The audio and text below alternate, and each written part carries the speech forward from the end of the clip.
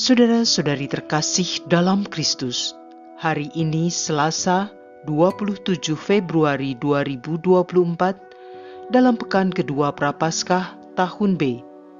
Bacaan dibawakan oleh Uli Elfrida, Mazmur dilantunkan oleh Laurencia Niken, dan renungan ditulis oleh Katarina Sugiyarti. Selamat menekuni Sabda Allah. Marilah kita semakin bersolider dengan peduli kepada sesama.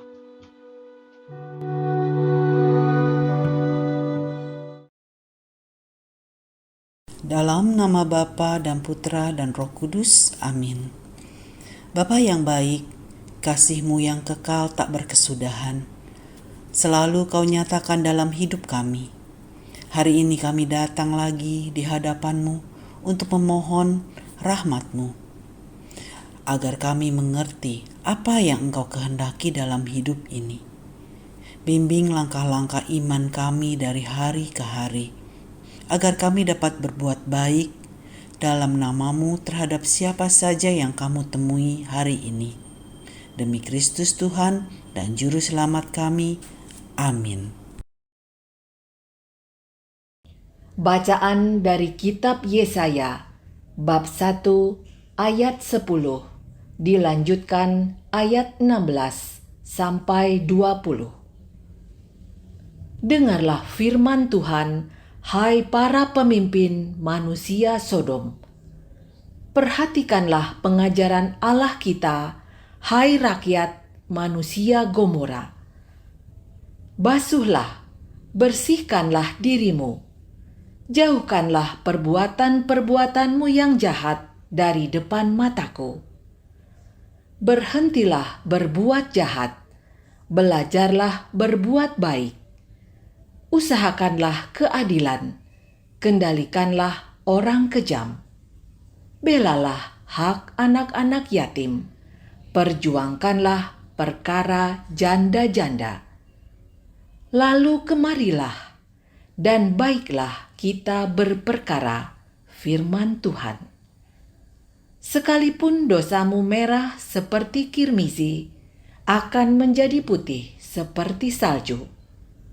Sekalipun berwarna merah seperti kain kesumba, akan menjadi putih seperti bulu domba. Jika kamu menurut dan mau mendengar, maka kamu akan memakan hasil yang baik dari negeri ini.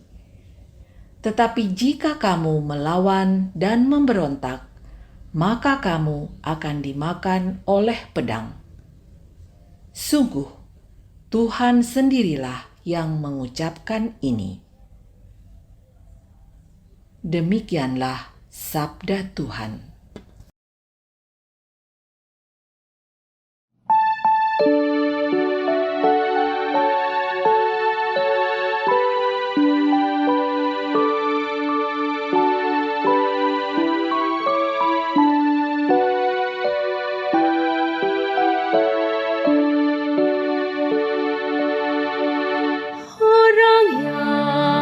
Jujur jalannya akan menyaksikan keselamatan yang dari Allah. Bukan karena kurban sembelihan engkau kuhukum, sebab kurban bakaranmu senantiasa ada di hadapanku. Tidak usah ku mengambil lembu dari rumahmu, atau kambing jantan dari kandangmu. Orang yang jujur jalannya akan menyaksikan keselamatan yang dari Allah. Apakah urusanmu menyelidiki ketetapanku dan menyebut-nyebut perjanjianku dengan mulutmu. Padahal engkau membenci teguran dan mengesampingkan firman-Ku. Orang yang jujur jalannya akan menyaksikan keselamatan yang dari itulah yang engkau lakukan. Apakah aku akan diam saja? Apakah kau kira aku ini sederajat dengan engkau? Aku menggugat engkau dan ingin berperkara denganmu. Orang yang jujur jalannya akan menyaksikan keselamatan yang dari Siapa yang mempersembahkan syukur sebagai kurban, ia memuliakan Daku. Dan siapa yang jujur jalannya akan menyaksikan keselamatan dari Allah. Orang yang jujur jalannya akan menyaksikan keselamatan yang dari Allah.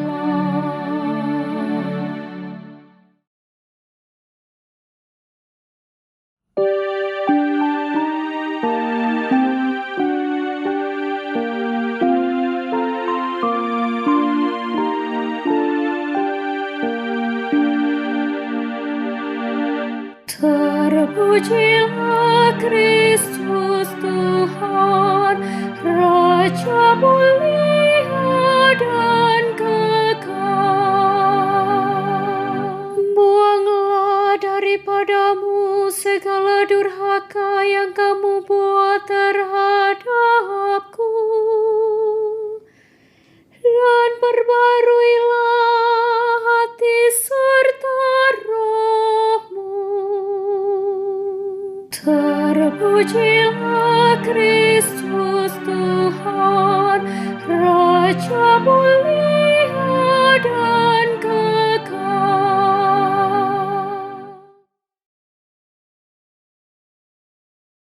Inilah Injil suci menurut Matius, bab 23, ayat 1 sampai 12. Sekali peristiwa, berkatalah Yesus kepada orang banyak dan murid-muridnya, ahli-ahli Taurat dan orang-orang Farisi telah menduduki kursi Musa. Sebab itu, turutilah dan lakukanlah segala sesuatu yang mereka ajarkan kepadamu. Tetapi janganlah kamu turuti perbuatan mereka, karena mereka mengajarkan tetapi tidak melakukannya. Mereka mengingat-ingat beban berat, lalu meletakkannya di atas bahu orang, tetapi mereka sendiri tidak mau menyentuhnya. Semua pekerjaan yang mereka lakukan hanya dimaksud supaya dilihat orang. Mereka memakai tali sembahyang yang lebar dan jumbai yang panjang. Mereka suka duduk di tempat terhormat dalam perjamuan dan di tempat terdepan di rumah ibadat. Mereka suka menerima penghormatan di pasar dan suka dipanggil rabi. Tetapi kamu janganlah suka disebut rabi, karena hanya satulah rabimu, dan kamu semua adalah saudara.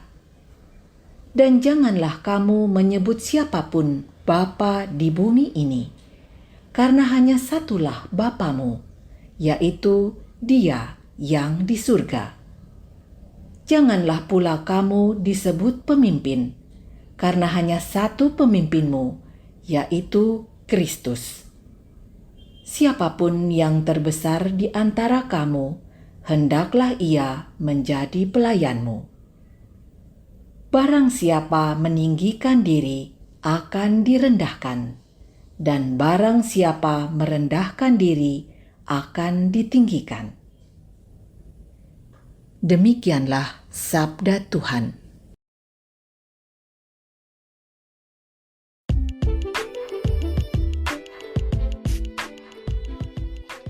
Bertobat dengan sungguh. Renungan dibawakan oleh Katarina Sugiyarti.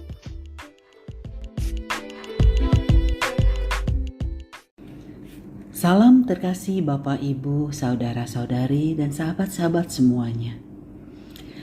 Hari ini kita mendengarkan bacaan Injil Matius bab 23 ayat 1 sampai dengan ayat 12. Bagian ini berisikan peringatan keras untuk menghindari gaya hidup religius dari para ahli kitab dan orang Farisi. Para ahli kitab adalah kaum intelek yang religius, ahli dalam menafsirkan perjanjian lama dan menerapkan dalam hidup sehari-hari. Orang Farisi termasuk dalam persekutuan persaudaraan yang mengungkapkan keakraban mereka dengan makan bersama dan membanggakan diri karena mentaati hukum dengan sebaik-baiknya. Tidak setiap orang Farisi adalah ahli kitab, dan tidak setiap ahli kitab adalah orang Farisi. Para ahli kitab dan orang Farisi dalam ayat 2 dan ayat 3 dikatakan duduk di kursi Musa, suatu gambaran untuk melukiskan kursi kehormatan dalam rumah ibadat yang mana seorang guru menyampaikan ajarannya. Para pendengar didesak untuk mendengarkan ajaran mereka, tetapi hendaknya menghindari kemunafikan mereka. Inilah egoisme dan kesombongan para ahli Taurat dan orang-orang Farisi. Pada ayat ke-5 sampai dengan ayat ke-10, kritik tentang memperoleh sebutan kehormatan, yaitu mereka pada saat berdoa sering memperpanjang jumbai-jumbai yang disambungkan pada 4 sudut jubah untuk merebut tempat terhormat dalam kumpulan religius atau sosial, dan mencari sebutan yang berprestis seperti rabi, bapak, atau guru. Diingatkan kembali bahwa Allah yang layak disebut Bapa dan Yesus yang patut disebut Guru. Refleksi untuk kita saat ini, termasuk saya pribadi, apakah kita seperti para ahli kitab dan orang Farisi ini? Bersembunyi di balik kata pelayanan. Dalam pelayanan, kepemimpinan ideal kekristenan sebagai pelayan kepada sesama harus bersikap persaudaraan dan kerendahan hati. Itulah pelayanan yang dituntut dari pemimpin umat. Jika dikaitkan dengan bacaan pertama hari ini tentang Sodom dan Gomora, kembali lagi kita diingatkan untuk tidak berbuat dosa, atau dengan kata lain bertobatlah. Sekalipun dosamu merah seperti kirmisi, akan menjadi putih seperti salju. Sekalipun berwarna merah seperti kesumba, akan menjadi putih seperti bulu domba.